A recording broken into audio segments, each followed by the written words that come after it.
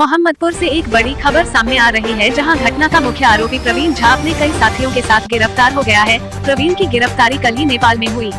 प्रवीण झा के साथ भोला सिंह, चंदन झा, कमलेश सिंह, मुकेश साफी भी गिरफ्तार हुआ है। वहीं प्रवीण झा का भाई नवीन झा अभी तक पुलिस की गिरफ्त से बाहर है।